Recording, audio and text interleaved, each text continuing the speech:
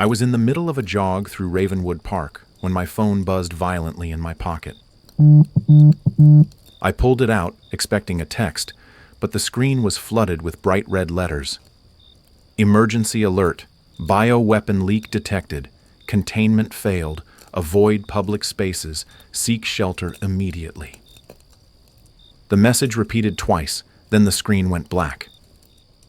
Around me, the park fell silent for a moment. Birds stopped chirping, and the wind seemed to hold its breath. Then, all at once, every phone in the park erupted with the same ear-piercing alarm. A man nearby dropped his coffee, the cup shattering on the pavement. "What the hell is this?" he muttered, staring at his phone. Before anyone could react, the city's emergency broadcast system kicked in. A robotic voice boomed from the loudspeakers mounted on light poles. "Attention, citizens of Ravenwood. A bioweapon leak has been detected at the Gentech research facility. The situation is critical. Return to your homes. Do not approach infected individuals. Await further instructions." The word infected sent a chill down my spine. I looked around, my heart pounding. The park were emptying fast. Parents grabbed their kids, joggers sprinted for the exits, and a group of teenagers abandoned their picnic to flee toward the parking lot. I started running too, but not toward home. My apartment was on the other side of the city, and the streets were already clogged with panicked drivers. Instead, I headed for the nearest building, a small abandoned library on the edge of the park. The library's front door was locked, but a side entrance was propped open with a brick. I slipped inside, my breath coming in short gasps. The air was thick with dust, and the only light came from the emergency exit signs. I wasn't alone. "Hey, over here!" A woman's voice called out from the shadows. I turned to see a figure waving at me from behind a stack of books. She was in her late 20s, with dark hair pulled into a messy bun and a leather jacket that looked like it had seen better days. "I'm Claire," she said as I approached, "and you're lucky I left that door open." Before I could respond, the sound of breaking glass made us both freeze. Someone, or something, was trying to get in through the front windows. "We need to move," Claire said, grabbing my arm. "There's a storage room in the back. It's safer." We ran through the maze of bookshelves, the sound of shattering glass echoing behind us. The storage room was small and cramped, but it had a heavy metal door that Claire locked behind us. "What's going on out there?" I asked, still trying to catch my breath.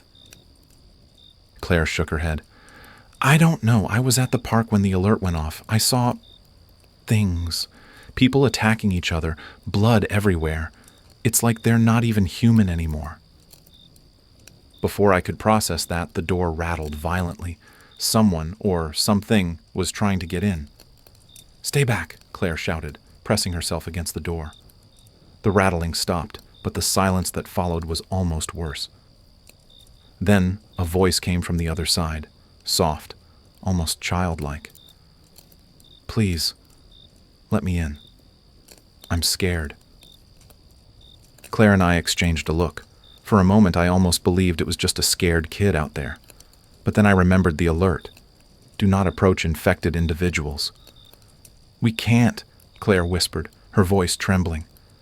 "We can't risk it." The voice on the other side of the door changed, growing deeper, more guttural. "Let me in, or I'll break it down." The door shook again, harder this time. Claire braced herself against it, but I could see the fear in her eyes.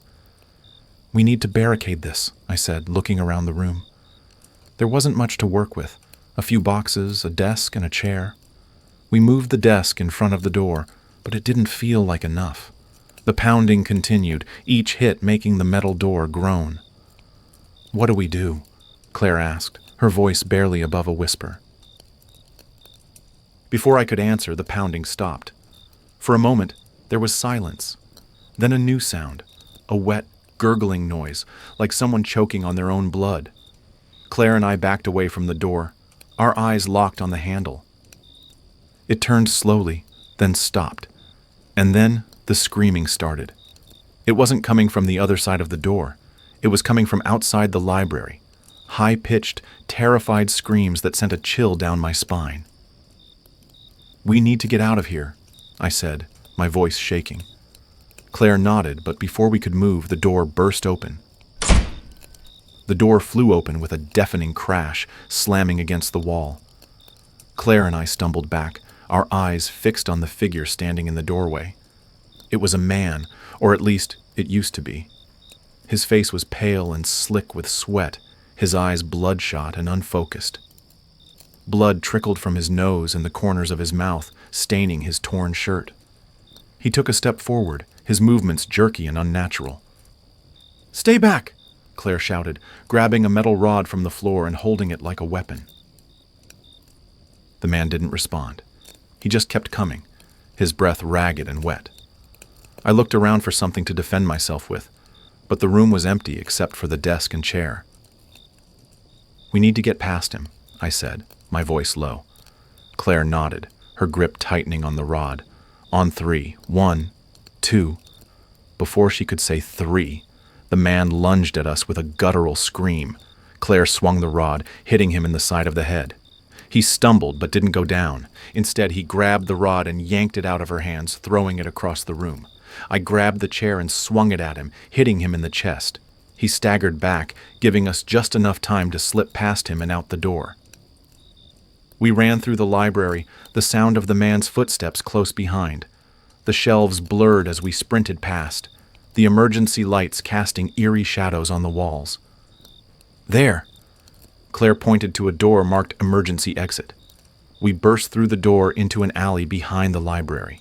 The air was thick with smoke, and the sound of distant screams echoed through the streets. "Where do we go now?" Claire asked, her chest heaving. I looked around trying to get my bearings. The alley led to a main street, but it was clogged with abandoned cars and debris. Beyond that, I could see the towering silhouette of the Gentech research facility, its windows dark and lifeless. "We need to get out of the city," I said, "but we'll never make it on foot. We need a car." Claire nodded. But before we could move, a voice called out from behind us. "Hey, over here!" We turned to see a man waving at us from the doorway of a nearby hardware store. He was in his mid-30s with a scruffy beard and a baseball cap pulled low over his eyes. "Quick, inside," he said, holding the door open. Claire and I hesitated for a moment, but the sound of the infected man stumbling out of the library made the decision for us. We ran into the hardware store, and the man slammed the door shut behind us.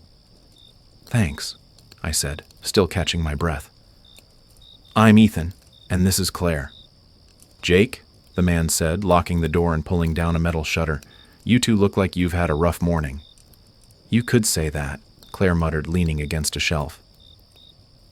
Jake led us to the back of the store where 2 other people were waiting, a woman in her 40s with a stern expression and a teenage boy who looked like he'd rather be anywhere else. "This is Dr. Patel," Jake said, gesturing to the woman. "She's a scientist, and this is Ryan." Dr. Patel nodded curtly. "We need to barricade the windows. They'll be coming soon." "Who's they?"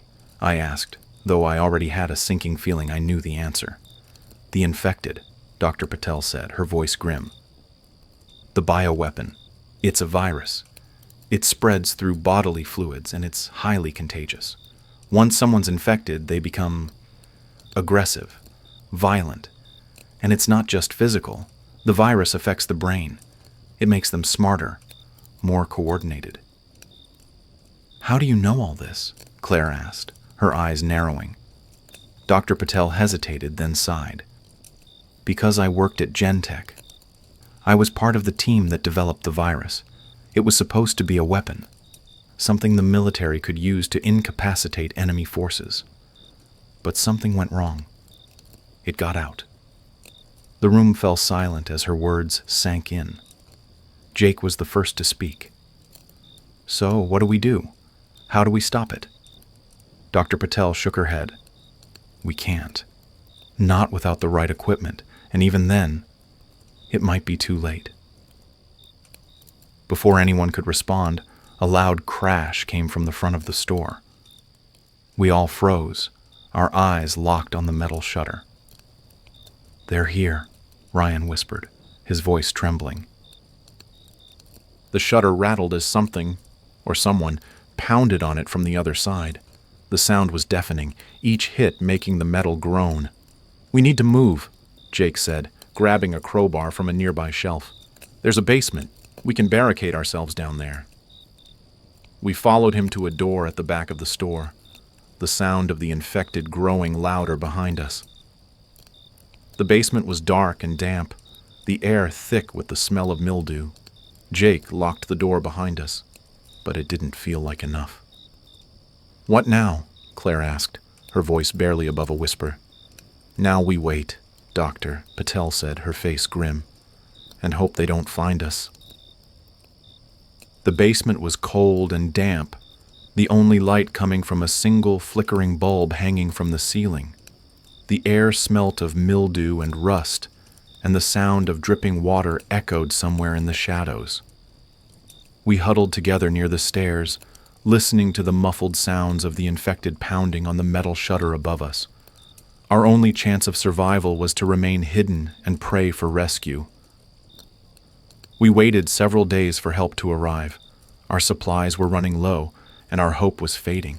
The fear of being discovered by the infected grew stronger with each passing hour. "How long do you think they'll keep at it?" Ryan asked, his voice shaky. "As long as they know we're here," Jake replied, tightening his grip on the crowbar. "They're not going to stop."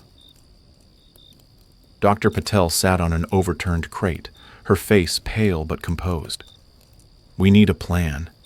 We can't stay down here forever." "What do you suggest?" Claire asked, crossing her arms. "We're trapped. The streets are crawling with those things, and the military's probably shooting anything that moves." "We need to get to Gentech," Dr. Patel said, her voice firm.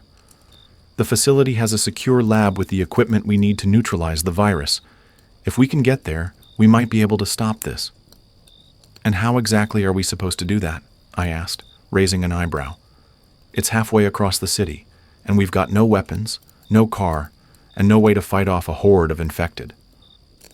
"We'll figure it out," Dr. Patel said, though her confidence sounded forced.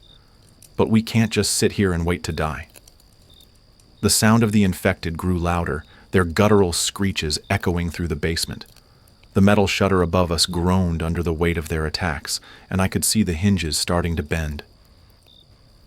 "We need to barricade the stairs," Jake said, grabbing a nearby shelf and dragging it toward the door. "Help me with this." Claire and I rushed to help him, stacking boxes and furniture in front of the door. It wasn't much, but it might buy us some time. "What about the vents?" Ryan asked, pointing to a small ventilation grate in the corner. "Could we crawl through there?" Dr. Patel shook her head. "Too small. And even if we could fit, we'd have no idea where it leads. We'd be crawling blind." The pounding on the shutter grew more intense, and I could hear the sound of metal tearing. They were breaking through. "We need to move," I said, my heart racing.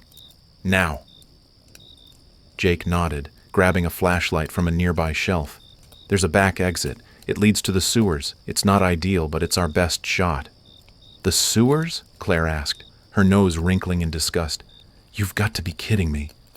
"Do you have a better idea?" Jake snapped. Claire didn't respond, but the look on her face said it all. We followed Jake to a narrow door at the back of the basement. It was rusted and covered in cobwebs, but it opened with a loud creak. The smell hit us immediately, a foul, rotting stench that made my stomach churn. "Stay close," Jake said, shining the flashlight into the dark tunnel. "And watch your step." The sewer was a maze of narrow passages and rushing water. The walls were slick with algae, and the air was thick with the sound of dripping water and distant echoes. We moved as quickly as we could, our footsteps splashing in the shallow water. "How far does this go?" I asked, trying to keep my voice steady. "It runs under the city," Jake said. "If we follow it east, we'll eventually reach the industrial district. That's where Gentech is." "Assuming we don't get lost," Claire muttered. We walked in silence for what felt like hours, the only sound the steady drip of water and the occasional distant screech. The tunnel seemed to stretch on forever, and the darkness pressed in on us from all sides. Then, up ahead, I saw something, a faint light, flickering in the distance. "Do you see that?" I asked, pointing. Jake nodded, his expression wary. "Stay alert. It could be anything." As we got closer, the light grew brighter, and I could see that it was coming from a small alcove in the tunnel. Inside, a group of people huddled around a makeshift fire, their faces gaunt and shadowed. "Who's there?" a voice called out, sharp and suspicious. Jake raised his hands, the flashlight still in his grip. "We're not infected. We're just trying to get to Gentech." The group exchanged glances. Then one of them stepped forward, a woman with short, dark hair and a rifle slung over her shoulder. "Gentech?" she asked, her eyes narrowing. "Why the hell would you want to go there?" "We have a scientist," Jake said, gesturing to Dr. Patel. "She thinks she can stop the virus." The woman studied us for a moment, then nodded. "Fine. But you're not going alone. The streets are a war zone, and the infected are getting smarter. You'll never make it without help." "Who are you?" I asked, still wary. "Name's Harper," the woman said. "And if you want to live, you'll do exactly what I say." Harper's group consisted of 5 people, 3 men and 2 women, all armed and wearing makeshift armor. They looked like they'd been through hell, their faces streaked with dirt and blood. One of the men had a deep gash on his arm, poorly bandaged with a strip of cloth. "We've been down here for days," Harper said, leading us deeper into the alcove. "The infected don't come down here much, but when they do, well, let's just say it's not pretty." "How many of you are there?" Claire asked, glancing around. "There were more," Harper said, her voice tight. "But we've lost a lot of people. The infected, they're not like anything we've seen before. They're fast, coordinated, and they don't stop." Dr. Patel stepped forward, her expression grim. "The virus is mutating. It's adapting to its environment, making the infected more dangerous. That's why we need to get to Gentech. If we can access the lab, we might be able to find a way to stop it." Harper studied her for a moment, then nodded. "All right, but we're not going up there without a plan. The streets are crawling with those things, and the military's shooting anything that moves." "What about the sewers?" I asked. "Can we get closer to Gentech through the tunnels?" Harper shook her head. "The tunnels only go so far. Eventually we'll have to surface, and when we do, we'll need to move fast." "We'll need weapons," Jake said, eyeing the group's rifles. "And supplies." Harper gestured to a pile of backpacks and duffel bags in the corner. "Take what you need, but don't slow us down." We spent the next few hours gathering supplies, flashlights, water bottles, protein bars, and whatever weapons we could find. I grabbed a crowbar, its weight comforting in my hands. Claire took a knife, while Dr. Patel and Ryan stuck close to Jake. "All right," Harper said, slinging her rifle over her shoulder. "Let's move." We followed her deeper into the sewers, the flickering light of the fire fading behind us. The tunnel narrowed, the walls closing in around us. The air grew colder, and the sound of rushing water grew louder. "Up ahead," Harper said, pointing to a ladder leading to a manhole cover. "That's our way out. Once we're up there, we'll be in the industrial district. Gentech's about a mile east." "What's the plan once we're up there?" I asked, my heart pounding. "We move fast, stay quiet, and avoid the infected," Harper said. "If we're lucky, we'll make it to Gentech without being seen." "And if we're not lucky?" Claire asked, her voice tight. Harper didn't answer. She just climbed the ladder and pushed the manhole cover open, letting in a sliver of daylight. The industrial district was a wasteland. Abandoned factories loomed on either side of the street, their windows shattered and walls scorched. The air smelled of smoke and decay, and the only sound was the distant echo of gunfire. "Stay close," Harper whispered, leading us down the street, "and keep your eyes open." We moved quickly, sticking to the shadows and avoiding the open streets. The infected were everywhere, huddled in doorways, wandering aimlessly, their movements jerky and unnatural. Some of them were covered in blood, their eyes hollow and lifeless. Others seemed Different, more alert, more dangerous. "They're changing," Dr. Patel whispered, her voice barely audible. "The virus is evolving." "Quiet," Harper hissed, raising a hand. "We're almost there." Gentech loomed ahead, its sleek glass facade a stark contrast to the crumbling buildings around it. The facility was surrounded by a high fence topped with razor wire, and the gates were sealed shut. "How do we get in?" I asked, my voice low.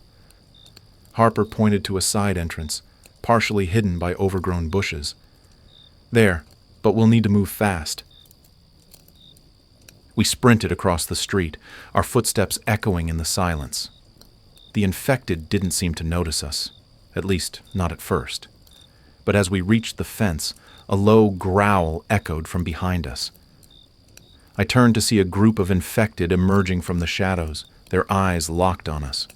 They moved with a terrifying speed, their movements sharp and coordinated. "Go!" Harper shouted, shoving me toward the fence. "Climb!" We scrambled over the fence, the razor wire cutting into my hands. The infected were right behind us, their guttural screeches filling the air. "Run!" Harper yelled, leading us toward the side entrance. We burst through the door into a dimly lit hallway, the sound of the infected fading behind us.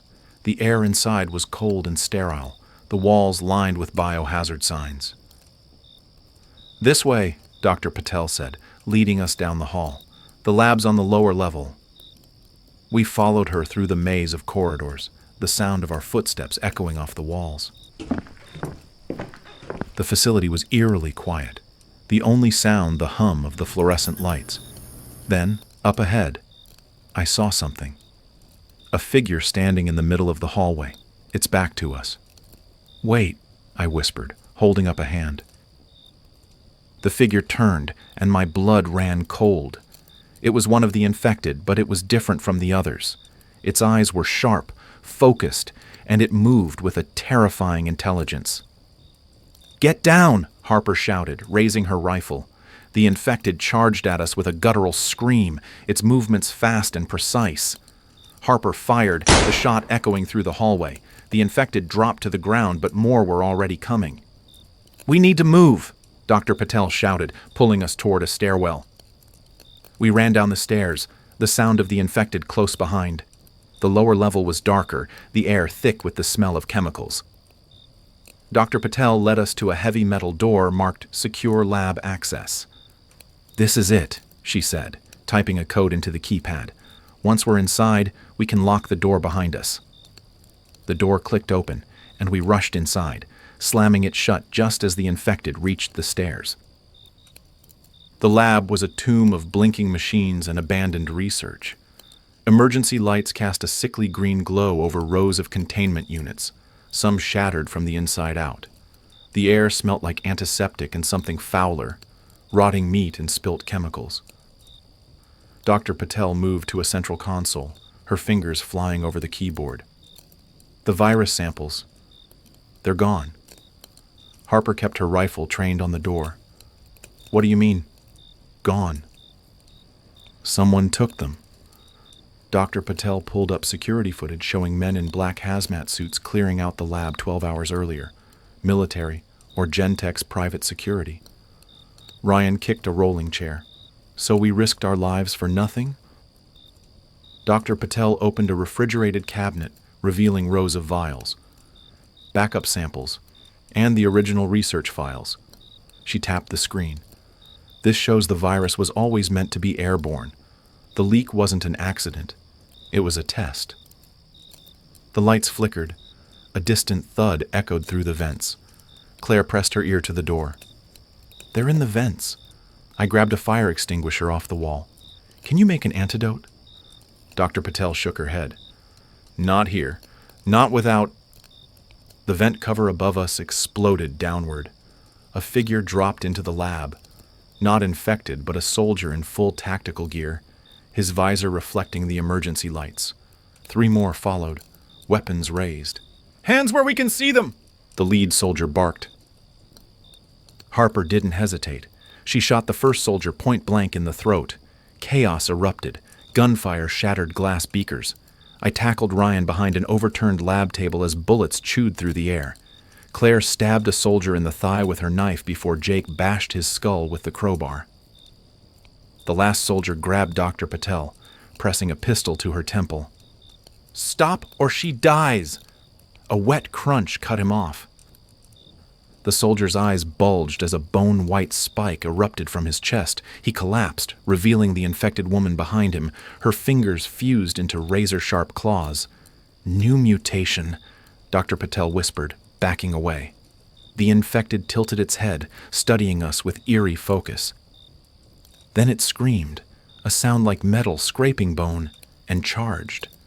Harper's rifle clicked empty. Jake's crowbar bounced off its hardened skin. Claire and I dragged Dr. Patel toward the emergency exit as the thing tore through Harper's squad. Blood painted the lab walls in thick arcs. The exit door led to a parking garage. We sprinted past abandoned cars, the infected's shrieks echoing behind us. Ryan spotted a military truck with keys still in the ignition. "Go!" Jake shoved us toward it as the infected burst through the door. The engine roared to life. I yanked the door shut just as clawed fingers scraped the window. We peeled out, tires screeching, the infected howling in our wake. Dr. Patel clutched a stolen hard drive to her chest. "We have to get to the broadcast station. If we can transmit the research..." An explosion rocked the truck. In the rearview mirror, Gentech's facility erupted in flames, lighting up the night sky. Jake white-knuckled the wheel. "They're covering their tracks." The radio crackled to life. "Final evacuation warning. All remaining personnel report to Extraction Point Delta. Repeat, this is the final..." Ryan grabbed the radio. "We need to get to that evac." Claire pointed to the downtown skyline where searchlights cut through the smoke. "There." We swerved through corpse-littered streets, the truck's headlights reflecting off hundreds of pairs of eyes in the darkness. The infected were herding now, moving in coordinated packs.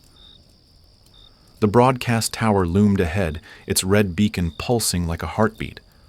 A military barricade blocked the entrance, soldiers waving us away with rifles. Jake floored it. The truck plowed through the barricade. Gunfire peppered the hood as we skidded to a halt inside the lobby. "Move!" I dragged Dr. Patel toward the elevators while Jake covered our rear with Harper's pistol. The elevator doors closed just as the infected flooded the lobby. The last thing I saw was Jake standing his ground, his crowbar raised. Then the elevator lurched upward. Ryan punched the roof. He sacrificed himself. Dr. Patel inserted the hard drive into the control panel. "This will broadcast on every emergency frequency. The truth will get out." The elevator doors opened to chaos. The rooftop helipad was swarming with soldiers loading onto a helicopter. A commander spotted us and raised his sidearm. "Stop them!" Claire threw her knife. It buried itself in his eye socket. We ran for the chopper as the rotors spun up. A soldier tried to shove us back until Dr. Patel shouted, "I'm Gentech lead researcher Patel. This is a level alpha containment breach." The soldier hesitated just long enough for us to pile in. As we lifted off, the city burned below us, not from the outbreak, from targeted airstrikes. Missiles streaked down, methodically erasing entire blocks. Dr. Patel gripped my arm. "They're sterilizing the test site." The radio crackled with our broadcast, the truth about Gentech, the virus, the cover-up, playing on loop even as the tower collapsed in flames behind us. Ryan stared at his bloody hands. "What now?" Claire watched the horizon. "Now we survive." The helicopter shuddered as it cut through the smoke-choked sky. Below us, Ravenwood burnt, entire city blocks collapsing into rubble under missile strikes. The air smelt like fuel and charred flesh. Dr. Patel clutched the hard drive against her chest, her knuckles white. "They're wiping out the evidence." I watched through the open side door as another explosion lit up the Gentech facility, the fireball consuming what little remained. The infected swarmed the streets like ants, their movements synchronized in terrifying waves. Claire gripped my arm as the helicopter banked sharply. They're following us. A cluster of infected had gathered on a rooftop, their heads tilted upward in unison. One raised its mutated claw, not reaching, but pointing. The pilot cursed. "Brace for—" An impact rocked the chopper. Something wet slapped against the windscreen. At first I thought it was a bird, until the bloody handprint smeared across the glass. Ryan screamed as the infected man clung to the landing skids, his hollow eyes locking onto ours. His jaw unhinged with a sickening crack, revealing rows of needle-like teeth. Dr. Patel lunged for the emergency flare gun.